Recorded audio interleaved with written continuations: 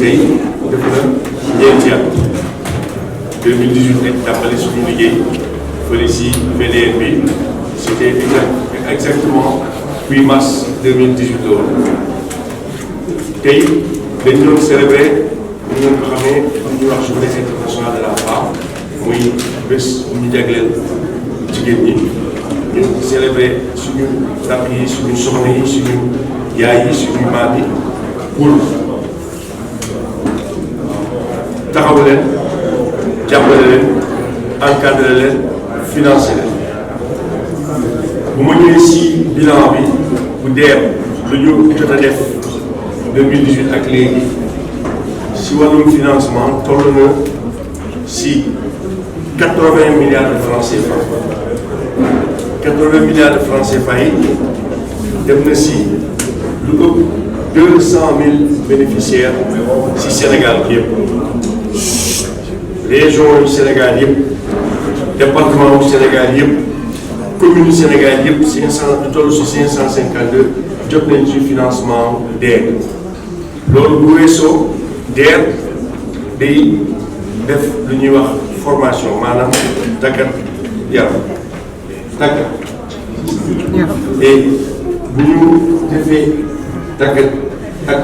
formalisation bi dinañ leen jox financement yi nga xam ne dina tax seen une entreprise gën a dox ñu mën a transformer ñu mën a exporter ñu mën a am ay débouchés ay marché fii si Sénégal et si bitim réew loolu bu weesoo tey si suba ba midi ba 13h lancé nañu ay programme yu bees wala célébré nañu ay programme yi nga xam ne taxawal nañ ko bi si njëkk mooy programme bu ñuy wax PAVI projet bi nga xamante ne délégation générale l'entrepreneuriat pour les femmes et les jeunes moo koy gérer si financement wu état du Sénégal gouvernement du Sénégal banque africaine de développement ak agence française de développement lu toll si 73 milliards de francs CFA si ñetti at yi ñëw pour jàppale ndaw ñi ak jigéen ñi entrepreneur yi loolu la ñuy wax PAVI loolu bu weesoo def nañu célébration bu ñuy wax nano crédit mooy benn crédit bu bees bu DER lancé si marché au poisson bu Pikine mooy ay bool yu ndaw yu démarré 10 000 francs ba 500 000 francs nga xamante ne jigéen ñi ak góor ñi dinañ ko mën jël def ko toppatoo seen liggéey jënd ak jaay transformé ba pare yokk seen koom-koom yokk koom-koom réew loolu bu weesoo yi présenté nañu programme yi ñuy wax fonds de soutien à l'innovation nga xamante ne mooy financement bi président Macky Sall taxawal jagleel ko entrepreneur yi nekk si wàllu xarala yu bees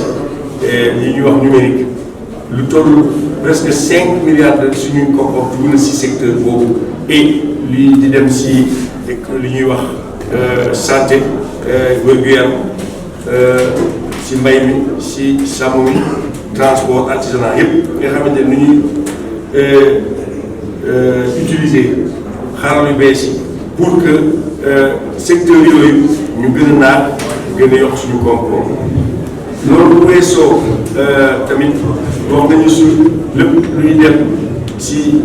programme accompagnement mooy maanaam financement après financement lu ñuy def mooy jàppale ndaw ñi ak entreprise yi ñu am seen registre de commerce am seen NINEA am kayit yi nga xamante ne day tax ñu nekk ci économie formelle ñu mën a fay lempo ñu mën a aussi yokk seen koom-koom ñu mën a dem banque lépp ñu mën a am ay jumtukaay yi nga xamante ne dina tax seen liggéey yokk loolu bu weesoo folaay daanele lancé nañu ay projet yu bees yi ñuy wax Juuni Gaynde nga xamante ne